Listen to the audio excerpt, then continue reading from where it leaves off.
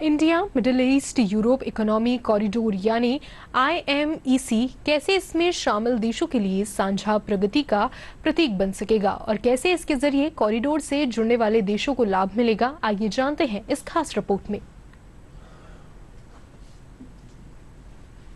सम्मेलन उपलब्धियों से भरा रहा, लेकिन इसके तहत एक उपलब्धि और रही और वो है India middle east Europe economic corridor यानी IMEC बनाने का ऐलान।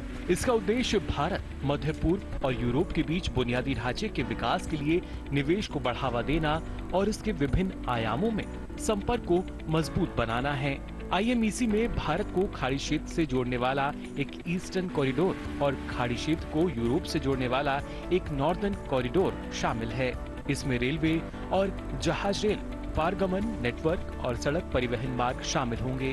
भारत, UAE, सऊदी अरब, अमेरिका, फ्रांस, जर्मनी, इटली और यूरोपीय यूनियन समेत कुल 8 देशों के इस प्रोजेक्ट का फायदा इजराइल और जॉर्डन को भी मिलेगा। India middle east Europe economic corridor 2 हिस्सों में बनेगा। पहला हिस्सा पूर्वी कॉरिडोर होगा जो भारत और पश्चिम एशिया को जोड़ेगा। दूसरा हिस्सा उत्तरी कॉरिडोर होगा जो पश्चिमी एशिया को यूरोप से जोड़ेगा। दक्षिण पूर्व एशिया से यूरोप तक व्यापार में इसके जरिए आसानी हो जाएगी। IMEC करीब 6000 किलोमीटर लंबा होगा, जिसमें 3500 किलोमीटर समुद्र मार्ग शामिल है। माना जा रहा है कि कॉरिडोर से भारत से यूरोप तक सामान पहुंचाने में करीब 40% समय की बचत होगी। अभी भारत से किसी भी कार्गो को शिपिंग से जर्मनी पहुंचने में 36 दिन लगते हैं। इस रूट से 14 दिन की बचत होगी। यूरोप तक सीधी पहुंच से भारत के लिए आयात निर्यात आसान और सस्ता होगा।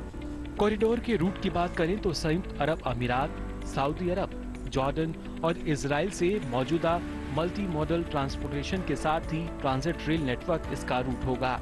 इसके लिए रेल और जलमार्ग का नया विस्तार होगा। इंटरनेट के लिए समुद्र के नीचे नए केबल बिछाए जाएंगे। इस कॉरिडोर के बनने से जल और रेल मार्ग के जरिए व्यापार, ऊर्जा और संचार क्षेत्र में तो लाभ मिलेगा ही, साथ ही इसके जरिए भारत और यूरोप के बीच व्यापार सस्ता और तेज हो सकेगा, जिससे आने वाले समय में India middle east Europe economic corridor इन देशों की साझा प्रगति का प्रतीक बन सकेगा। Bureau report, TD news.